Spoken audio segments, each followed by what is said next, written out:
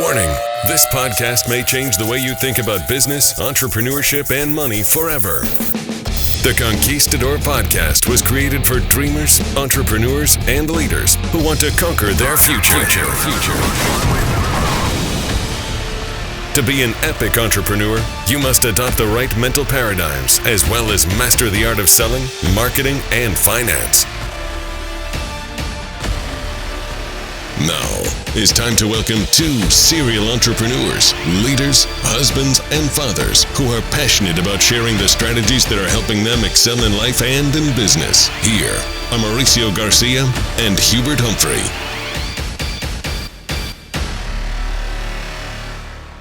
Yet another day, yet another opportunity to share some value. Welcome, everybody, to the Conquistador Podcast. My name is Mauricio Garcia.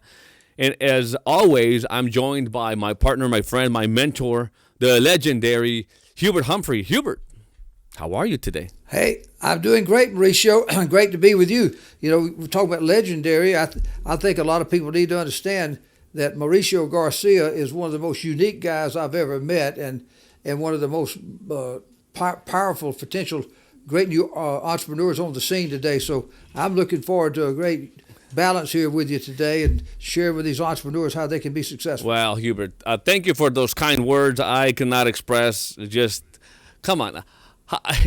Just think about, out of all the people in the world, I'm here doing a podcast with the only individual in the history that has revolutionized the financial industry for 3 decades in a row. I mean, I would have never thought of that, you know, when we first had that conversation over the phone, that I would have the opportunity to do that.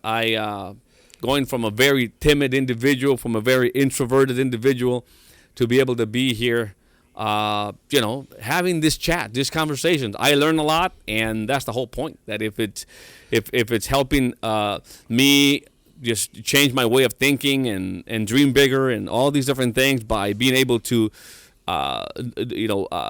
just grow from the value you're providing to me. Man, I know that this podcast, as it reaches a lot of people out there, is going to help them in their lives. So I thank you for that. I really, really do. And so, hey, Mauricio, one thing I'll throw in here right now is there you are from your humble beginnings, never thinking that you'd be out doing podcasts out to the world out here. Yeah. Back a couple of decades before that, I'm sitting out there riding on a freight train on a caboose all by myself, just little old me, hating my job, wishing I could escape, trying desperately to be somebody. I wanted to be somebody. I couldn't take my family on vacation. I couldn't get my children braces for their teeth. I couldn't do anything, trapped. But I was a driven, determined dreamer, and I never thought I'd be here one day doing podcasts. So we both have that in common, and almost I would think that most of the people that are out there listening today share that with us, that at some point in their life, even though they would love to have all this stuff, they didn't dare to dream it. It's almost like you didn't want to really let yourself get too involved because it's bad when your dreams, you get let down. You know, people don't want that. So I'm telling them, dare to dream. Look what's happened here, guys. This is America. This is the free enterprise system. No matter what they do in Washington, they can't stop this from being the free enterprise system. And we're out here with great systems and just a great program today lined up. I love that. I love what you just say. Nobody is stopping you from anything. Nobody is stopping you. And, one of the things that I think everybody that is listening right now will have in common with us, and I think I said this on the previous podcast, is that we are all kind of looking for the same thing, which is we go to work every day, Hubert, right? And we give it our best. We do the best that we believe to improve our lives and to improve the lives of our families.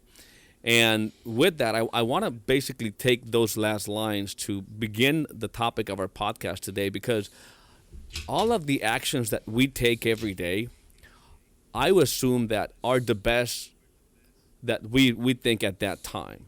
But there are levels of thinking. There are certain laws or certain rules, certain paradigms that we go about our day. We act on those beliefs, and that's what gives us the current results. I look at the millions and millions of millionaires in this country, and then I look at the millions and millions of people on food stamps. And I know that there's very different ways of thinking between the two.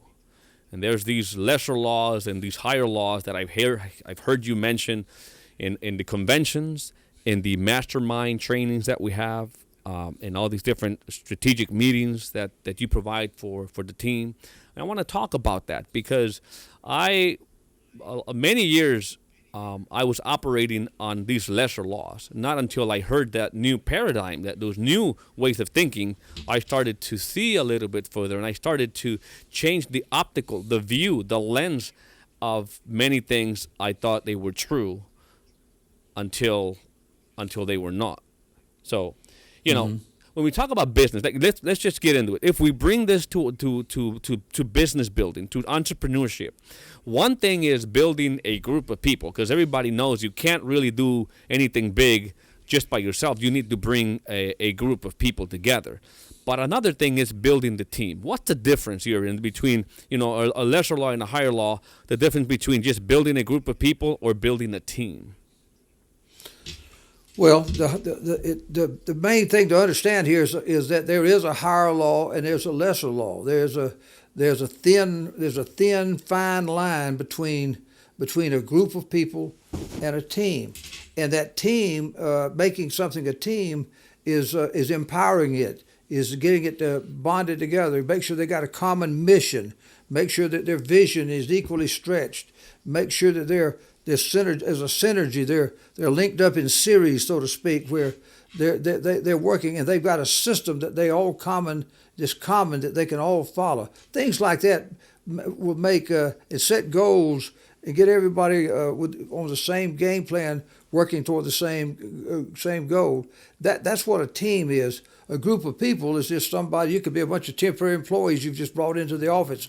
That's a group of people. Mm-hmm. You could be a recruiter in a business and recruit a bunch of people. You could be a recruiter in the Army and get a bunch of people signed up. But only a real good person knows how to turn them into a nice squad, a team of soldiers that can go out and win. So it just comes down to empowerment. One team's empowered, the other group's not. I see. So obviously, as I hear you say this, in my mind, I get images of this story you told me one time, right? You got the Alexander the Great, and then you got King Darius. Now, King Darius probably had a group of people because his army was probably bigger in number, but they still got slaughtered by a team, maybe a smaller team of people that had a whole lot small. The one reason why I've sort of modeled after Alexander the Great. First of all, I didn't want to follow Alexander the Average and Ordinary because nobody's ever heard of him. I followed Alexander the Great because he had a conquer the world format system. He had a noble purpose in what he wanted to do, and he had 50,000 elite trained people. And he had them focused on one thing with a noble mission to go conquer the world and make it Greek. And he wanted to finish what his father had started but couldn't do. He went out to redeem the glory of Greece against Darius II, the Persian army. That was his ultimate goal. And so King Darius had a bunch of mercenaries. He had some people from Persia, but he also had a lot of soldiers that he had hired from other places for money. And he had a 1 million-man army, and Alexander went up against his 50,000 went up against the 1 million-man army. And on the night before the battle, he had a famous scene there, and he said this was sort of the quote. He said, "We are outnumbered in every way, save discipline and courage." He said, if you cut off the head of the fish, the body dies. The whole fish dies. He said, so when we get ready to do, here's the plan of battle. Here's our plan of battle.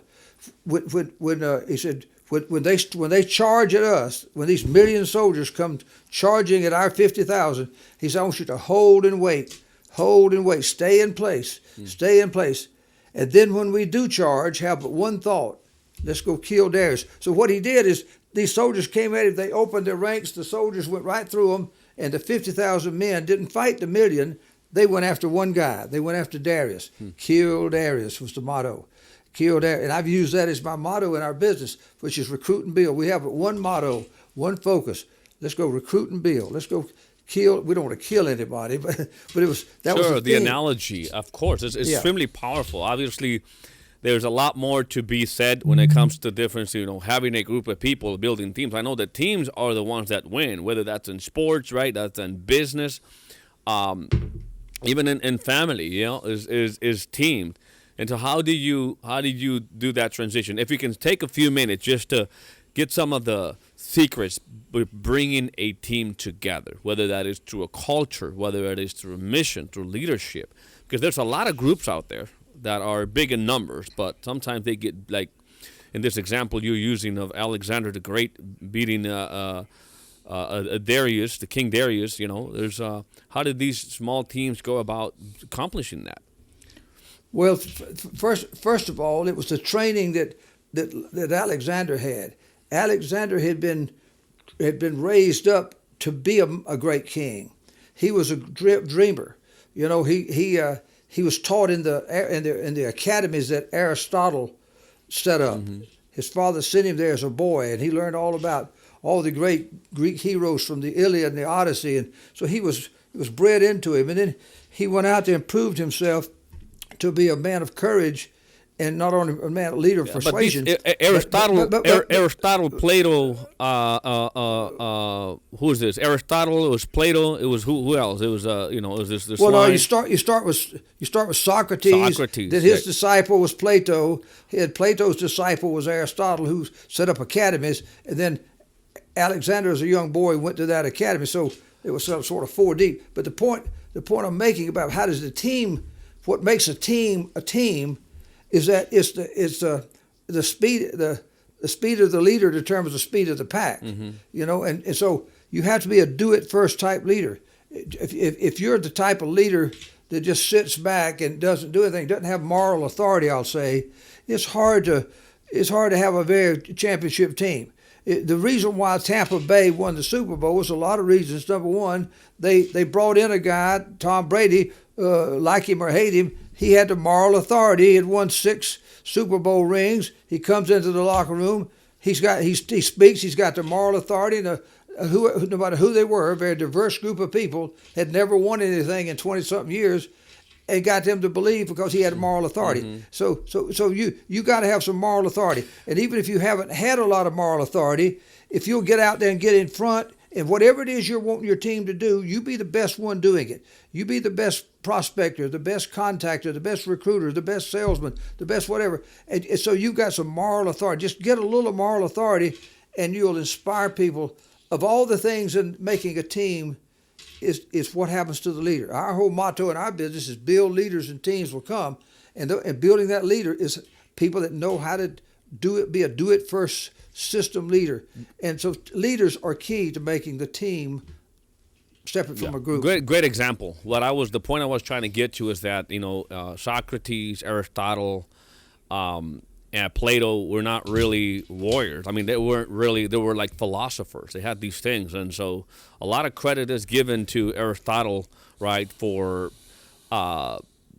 teaching certain secrets to Alexander the Great. And I don't want to make this whole conversation about Alexander the Great, so it's just that there is more than just learning how to manage the sword and the lethal weapons, right? There's a lot more into the heart of a man, or some principles you gotta, certain laws you have to operate under to be able to be that leader that people want to follow. It's not necessarily because you could be the best in the battlefield. You could be the best warrior out there. That's not going to get you to win kingdoms or. No, but you got to be a warrior first that inspires the team that you've assembled as a leader and everything. The thing that Aristotle taught them was all the things from the Greek literature, from the Iliad and the Odyssey, about Achilles and Ulysses and all those great Greek heroes who were the great leaders and who who had inspired people. So and all those types of, that's what was transferred. Even though Aristotle was not a warrior type, he was teaching principles of the great leaders of the past, transferring that model over to Alexander. That's what he did. Mm-hmm. And Alexander was inspired by that.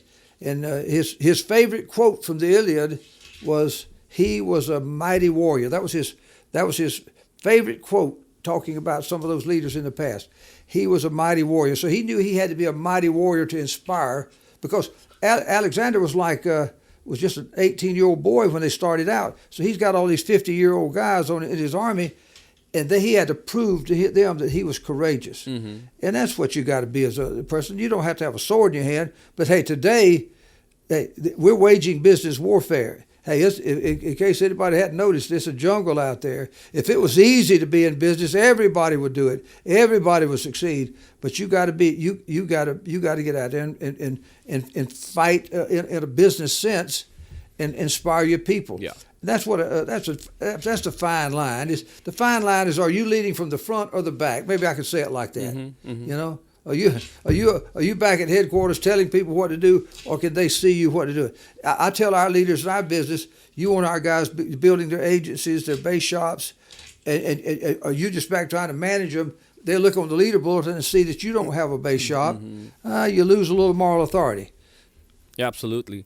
And I know every entrepreneur, every business has to be in constant recruiting mode. A lot of people probably, when they hear the word recruiting, they jump to that recruiting is only for multi-level marketing companies, network marketing companies. But I find that recruiting, like all the major, biggest players, from the Teslas to the SpaceX to the Amazons to the whatever, you name them, they're in constant recruiting mode. And obviously, recruiting is one thing. That's the act of bringing people. But building is something else. I've heard something you said in the past that really hit me, which is like there's a big difference. There's a fine line between being, a king and being a king maker. And I don't know, how we can tie that into the higher and lesser law when it comes to recruiting and building, teams or people.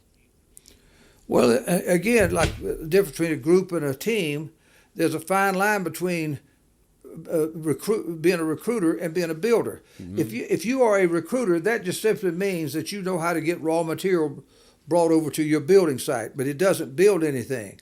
You've got to take that raw material now and get a plan of action to become have a builder's mindset and have a plan and start constructing using all that raw material that you've recruited and turning it into teams, building them into leaders and then teams up under them. So recruiting is the procurement of raw material.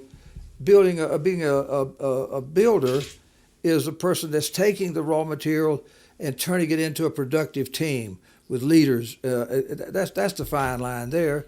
Just don't mistake the beginning of something to be the end. Just because you're a good recruiter doesn't mean you've done anything with them. Mm-hmm. I don't care if you're working at Amazon and you're out soliciting and getting a bunch of people recruited, the best talent to come to your company. If somebody that's running all that is not converting all that raw material into teams with good supervisors, good leaders leading them, it's a waste of time. So they must be doing a good job because they're succeeding. Yeah, well, when it comes to your success and the things you've done in the past, obviously you live by building kings. It's not, a lot of businesses out there, a lot of leaders, it's like they promote themselves, and maybe that's not the right word, but it's like they, instead of creating all of their team members, making them into kings, right, they are kings themselves. So that concept, if you could elaborate, because I think that is golden. Understanding that when building team, I think that's really, really something that everybody would appreciate a lot. Well, if you don't really understand that concept, your destiny is pretty well, your fate is already sealed. You may have some superficial success, but there's going to be an end to it. And because there's a fine line between if you're a king, what's that old saying? Heavy sits the head that upon which the crown is on. I'm paraphrasing that Shakespearean quote. Long live the king. Heavy is the head Heavy is the head that wears his crown. And there's a fine line between long live the king and down with the king. Mm-hmm. Just remember that. There's a fine line between long live the king and down. And so there's a difference between being a king and a king maker. The king is the guy that wants to get in, wants all the credit, wants all the glory. He's taking all the money out of the company just for him. He doesn't care about what the other people are doing. He's not pushing people up or pulling people up. He's not transferring knowledge. His mission statement is more about how wealthy he can become as opposed to how much wealth he can build for other people.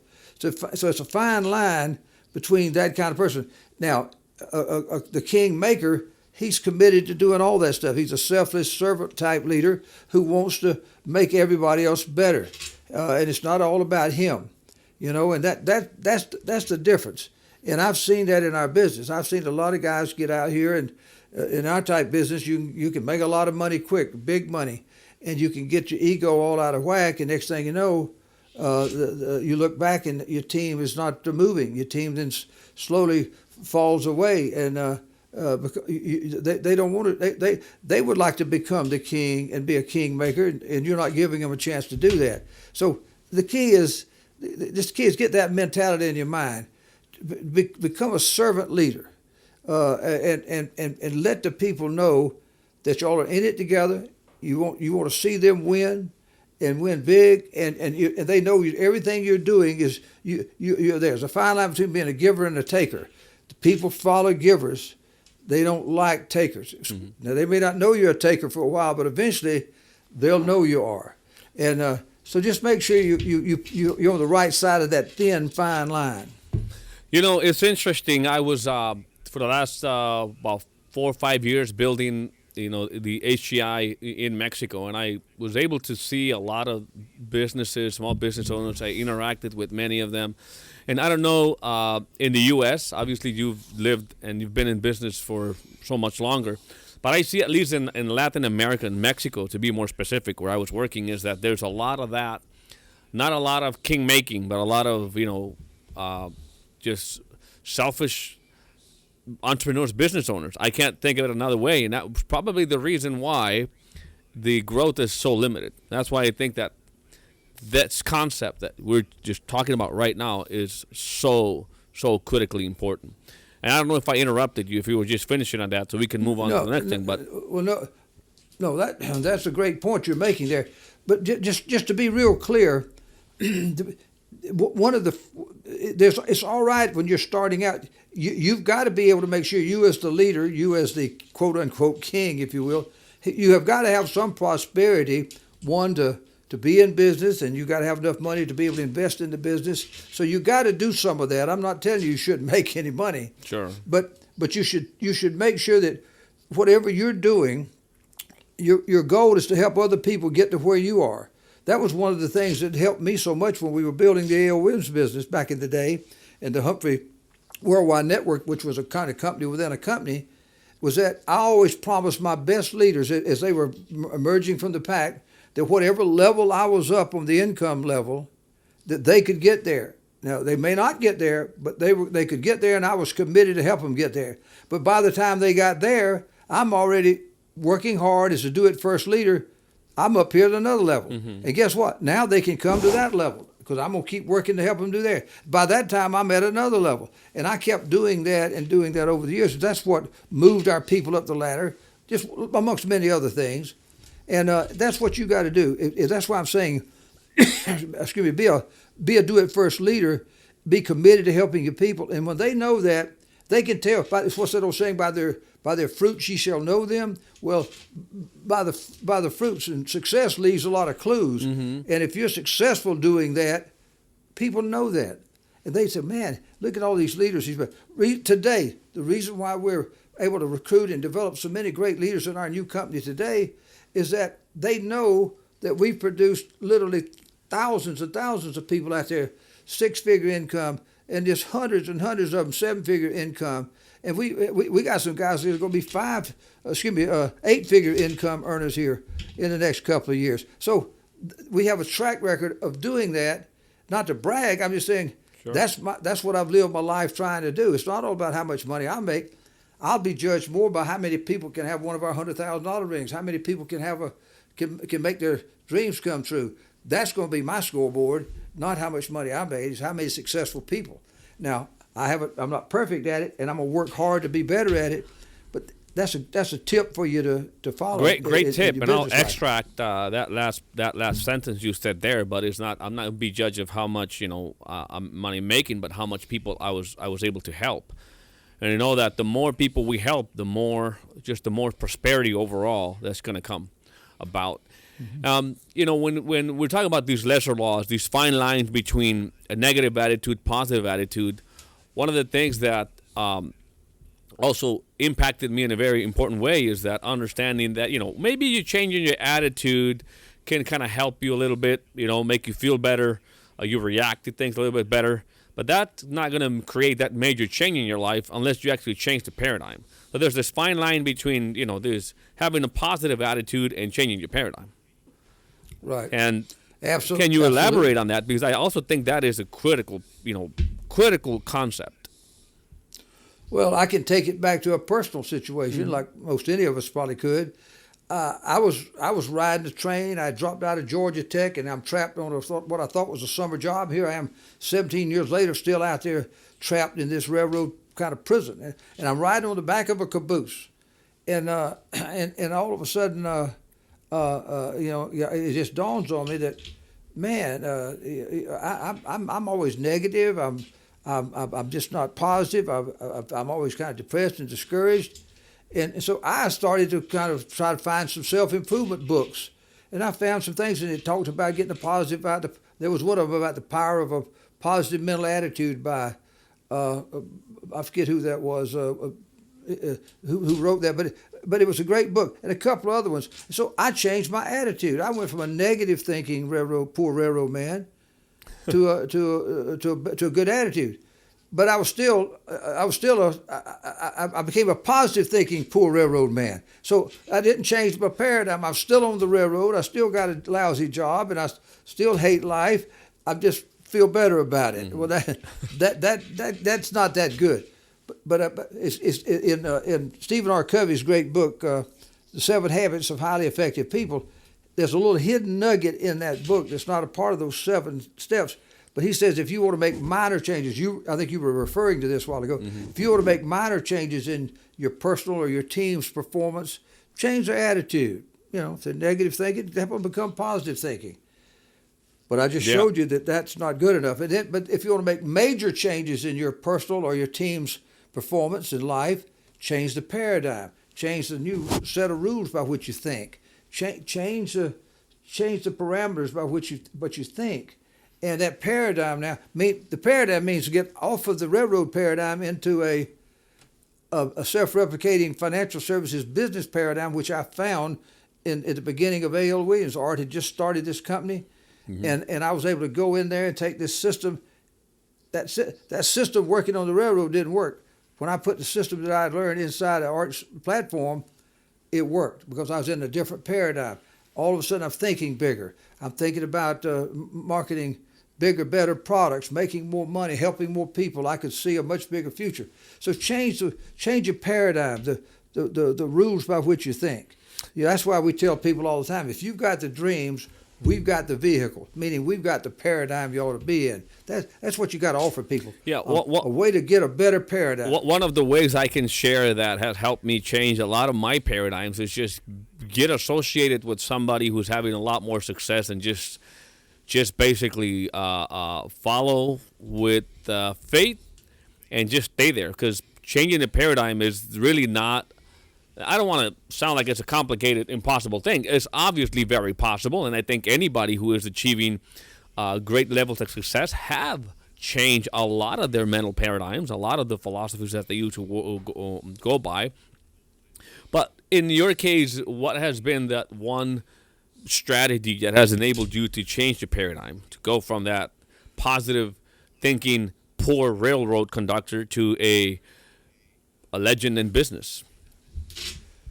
Well, it's a lot of simple little things. One is I kept my trying motor going all the time. Mm-hmm. Even when I was struggling on you couldn't make ends meet. I'm negative thinking. I'm distraught on the railroad and trapped out there because I had all these dreams when I was coming up in life. And next thing you know, I'm married, and I've got my first child, second child. I got 4 children. I'm a full-fledged card-carrying adult, and life is kicking my butt.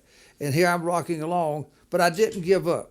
A lot of times I'd almost get my arms up to surrender, then I'd snatch them back down because I just couldn't surrender. Mm-hmm. I just couldn't give up, so I kept going. I kept my trying motor going, trying and moving forward. Never give up. There's no saying that I learned a long time ago, and I kind of always repeated it to myself, and it goes something like this: It matters not if you try and fail again, but it matters much if you try and fail, but fail to try again. Just stumble forward, stay confused, stay after it. Get up. Can you take a licking and keep on ticking? Can you take a knocking and keep on rocking? Can you get up? Can you get up every time you knock down? Mm-hmm. I'll tell you something. In life, you're gonna get knocked down a lot, but if you can get up at least one more time than you got knocked down, you got a chance. But if you get knocked down and don't ever get back up, you have no chance. So don't ever let anything knock you down. That's probably the biggest secret to going from one station in life to another station in life. Then you got to have the system. You got to have hopefully the right demographics. Your window of opportunity is better. There's certain windows of opportunity that are so much more better than others. There's so much more.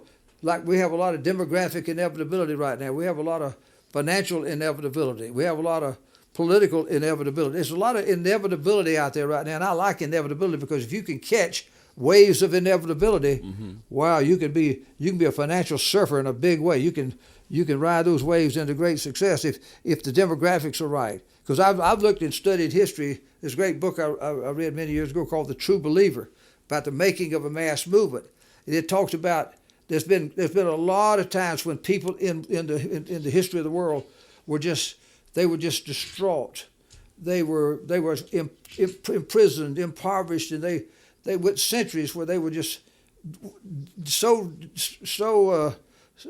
disgusted and dissatisfied, but there was never a leader. There was never a leader that was prepared.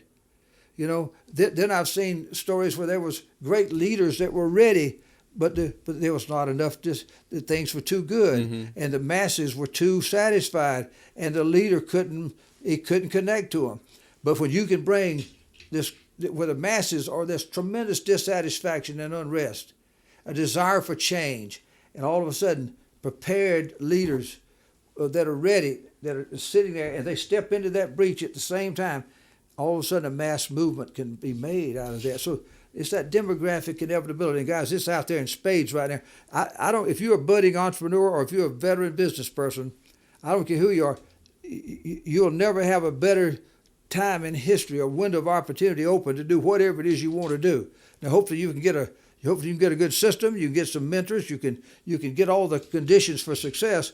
But there's some demographic inevitability out there, and system and financial inevitability that you ought to jump on it. And it's just like a horse race. There's certain horses that are better than others. It's up to you to go find which horse you want to ride. But hey, but the race is on. The gun has sounded, and everybody's off. You just got to go win the race. Awesome, Hubert. Well, let's end it with that. I want to let people know that very, very, very soon, this is March 26 and 27, at the Conquer event coming up, we'll be able to share these fine line differences, these lesser laws and higher laws. Because I tell you something, the way of thinking of the wealthy, the way of thinking of people who are having massive success is totally different than the way of thinking and the paradigms and the laws, what kind of principles and paradigms they're operating under. And so what I'm trying to say is that at the Conquer event, we will have these entrepreneurs, these legendary business people that are going to be sharing these higher laws so that we can adopt them, learn them, internalize them, and apply them in our lives and our businesses to reach that level of success that we want. And so I don't want you to miss that opportunity. And in order to register and get your virtual seat, I invite you to go right now to conquerevent.com. That is conquerevent.com.